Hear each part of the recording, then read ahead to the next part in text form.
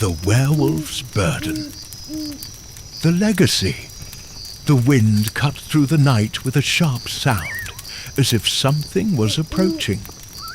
The silence of the forest seemed to swallow all other noises, making everything more oppressive. The wooden house creaked with each gust of wind, as if it too was waiting for something or someone. That night, the grandson was restless. He couldn't stop looking at the silver knife his grandfather had given him. It rested in his hand, cold and silent, but with a weight that went far beyond its gleaming metal. His grandfather had been clear, but the words wouldn't leave his mind. He tried to understand, but fear infiltrated the cracks of his reason. "You are already marked." Those words echoed in his mind, echoing like a bell. But what did that mean? What did his grandfather mean by that? He couldn't believe it. He couldn't simply accept that all of this was real. But then the night grew darker. He looked up at the full moon in the sky, its silvery light filtering through the trees, bathing the path ahead. Something was wrong. Something was coming. A distant howl broke the silence. His grandson flinched, his eyes wide. It wasn't possible. But the sound seemed real, getting closer, getting louder. The howl turned into a series of unmistakable grunts, and a cold sensation ran down his spine. He turned quickly, as if expecting to see something behind him. But there was nothing. Just the darkness of the forest, undisturbed, as if everything was normal. But deep down, he knew it wasn't normal. The silver knife in his hand seemed to vibrate. A slight tremor ran through his hand, as if the blade had a life of its own. He gripped the knife tighter, trying to contain the growing fear. But the feeling that something was watching him, something hunting him, wouldn't leave him alone. He walked faster. Each step seemed heavier than the last. The wind now seemed to whisper his name. Or was it the sound of something else? Something more menacing? His grandson looked at the knife again. It reflected the moonlight, but it also seemed to hide something in the shadows. Something dark. Something ancient. The footsteps behind him began to become more audible. He didn't dare turn around. He didn't want to see, but he could feel it. Something was behind him. The howl intensified, now closer, more aggressive, as if the beast was right there, in the shadows, waiting to attack him. The air became heavier, harder to breathe. He wanted to run, but something was stopping him. An invisible force. Something that held him in place.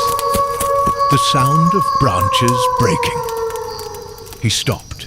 His heart was beating fast, his eyes searching for any sign of what was behind him. His throat was tight. Panic was taking over him, and he felt the knife was now hotter, as if something inside it was moving. Suddenly, he heard something.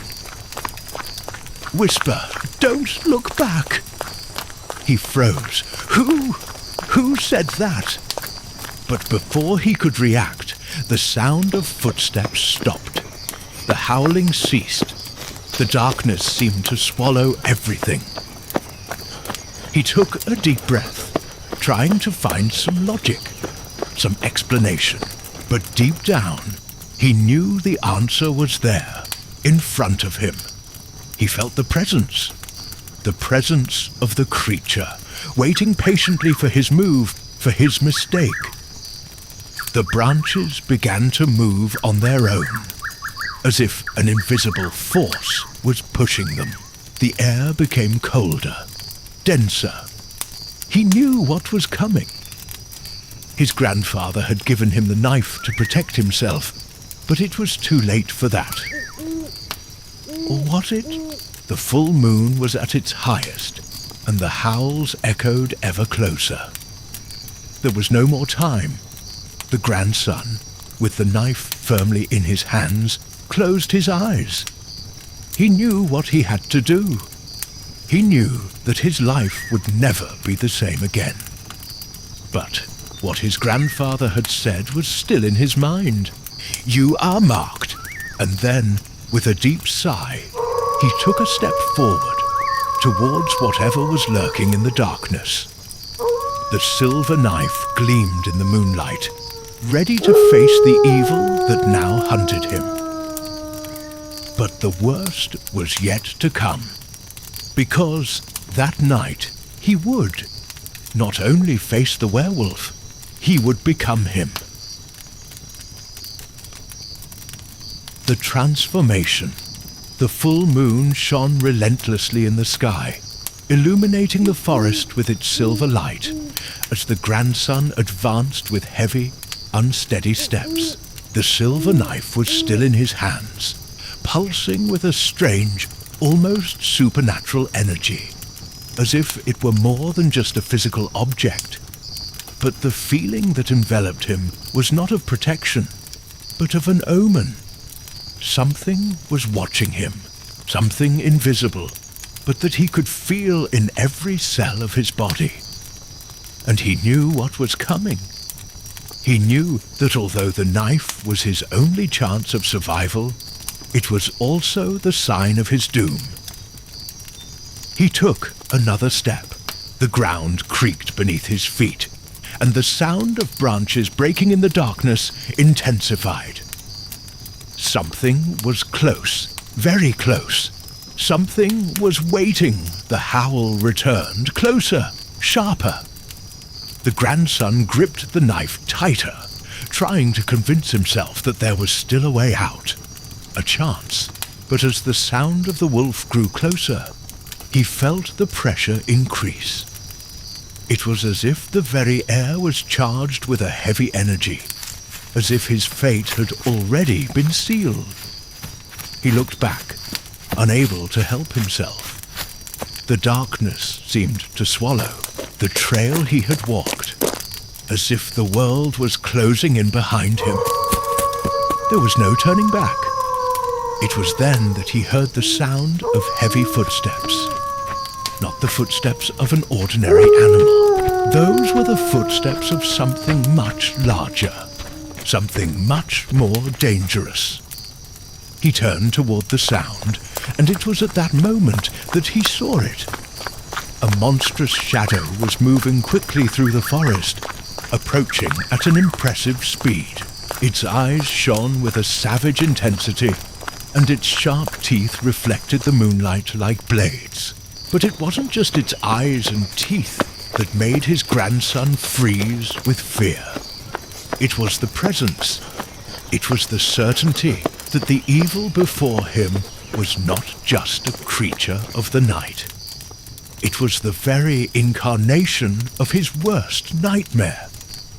The werewolf advanced, leaping from tree to tree with supernatural dexterity. He knew he could not escape. He could not run. His grandfather had told him the truth, and now he had to face what seemed impossible to overcome. But before he could react, the beast made a quick movement and stopped, as if studying its prey.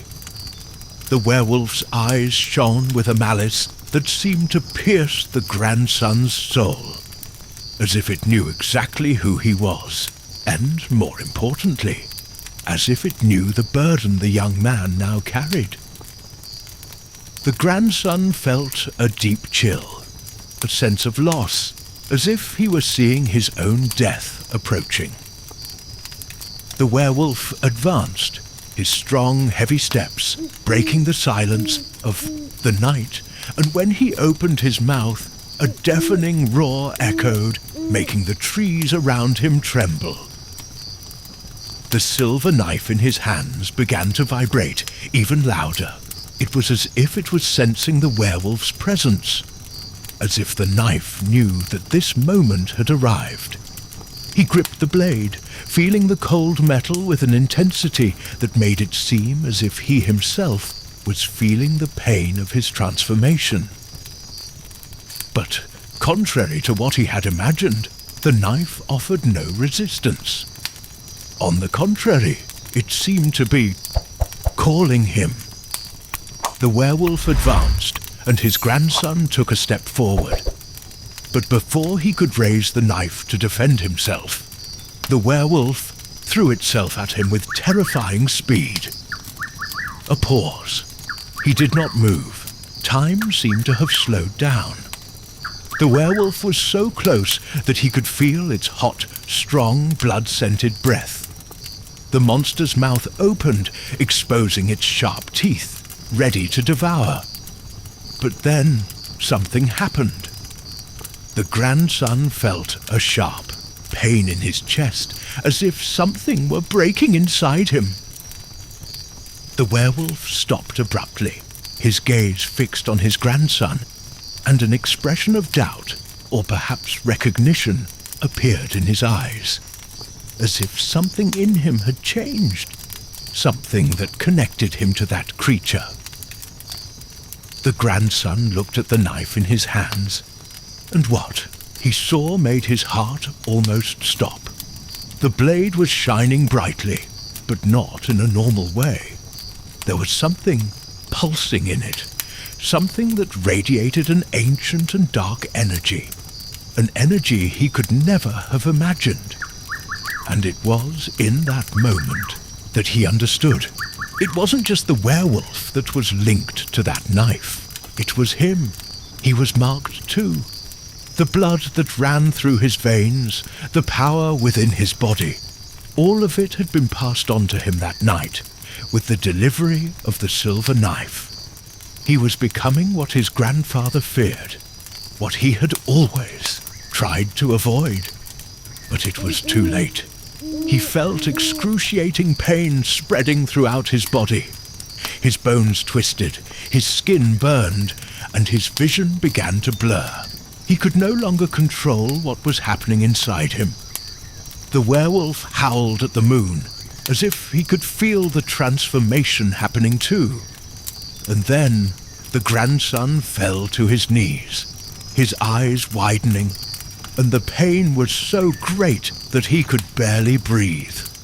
He felt his claws forming in his hands, his teeth lengthening, and the world around him disappearing into a red haze of fury. The wail of a lost soul, the scream of a beast. He was no longer just facing the werewolf.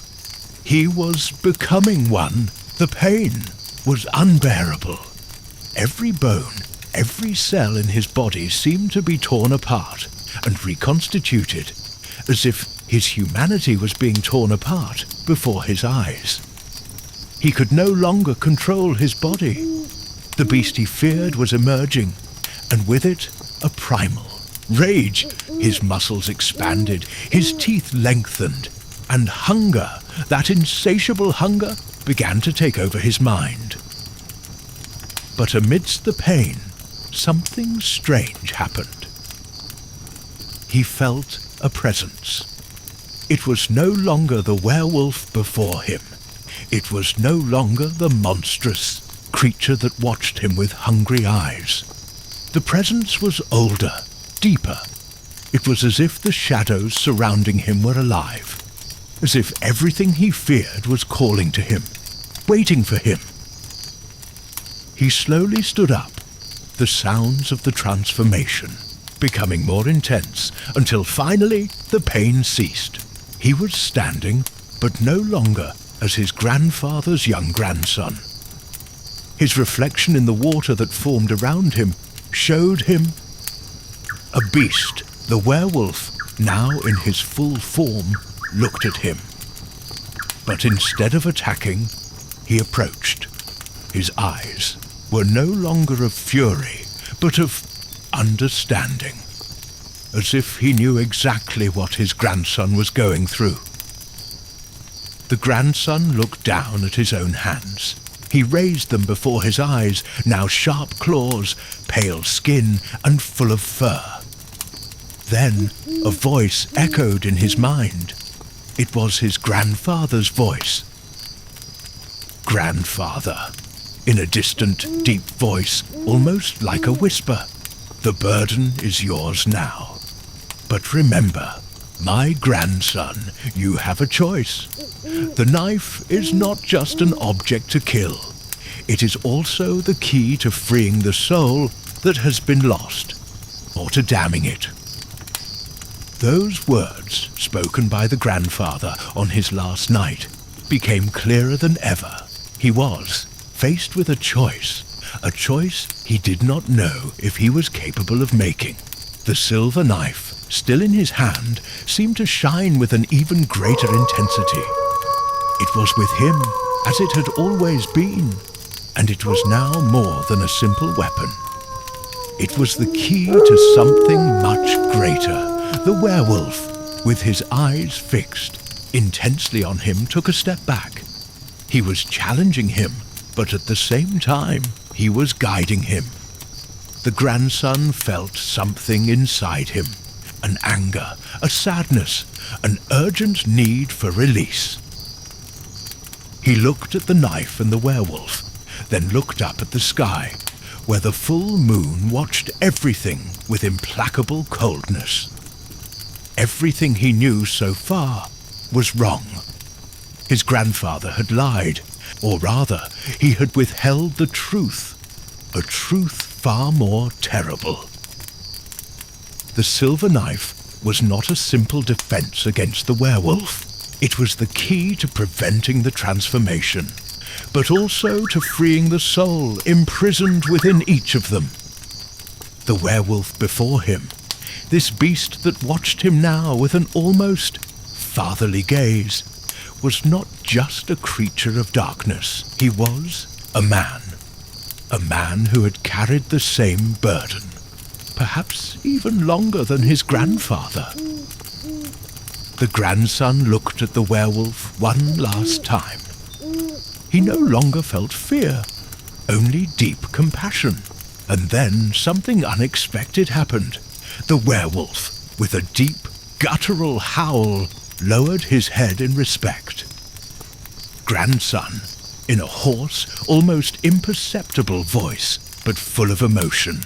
You're like me too." The werewolf responded with a low growl, nodding slowly. The grandson felt a bond between them, something undeniable. He was seeing the truth. It wasn't his grandfather who had condemned him. It was the fate itself that had been sealed for those who accepted the burden. But worst of all, he was now aware that the werewolf wasn't the real curse. It was what they were becoming, what he was becoming, what he already was. The silver knife in his hand shone brightly, and the grandson felt an inexplicable strength rising within him. He was no longer fighting the transformation. He was accepting who he truly was. Not just a werewolf, but a creature between two worlds. But then, the unexpected happened. The moon, until then full and powerful, began to disappear. A dark cloud covered the sky, and the moonlight was suppressed by the darkness. The transformation that the grandson felt was abruptly interrupted. He looked up at the sky, astonished.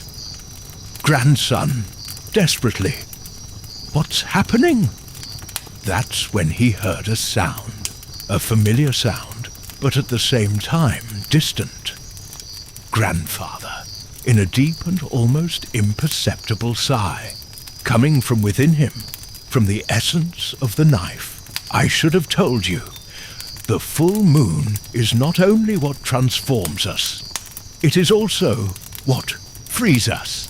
When the light goes out, the true choice reveals itself." The grandson then felt the weight of the silver knife fall from his hand with a muffled sound on the ground.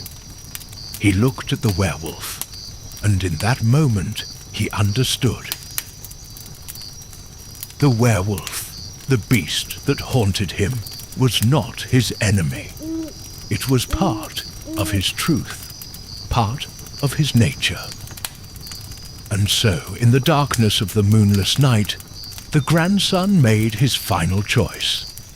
He did not kill the beast. He did not free himself from the curse. He became part of it, accepting the burden, but also the freedom to be who he truly was. The werewolf was no longer an enemy. He was a reflection, and at that moment, the full moon finally disappeared, leaving everything in darkness until the next cycle. Don't miss the next legend. Don't let the shadows find you unprepared. Sign up for Raven Legends now and be part of our journey into the unknown. Activate the bell so you never miss a mystery that only the brave would dare to discover. See you next time, if you dare.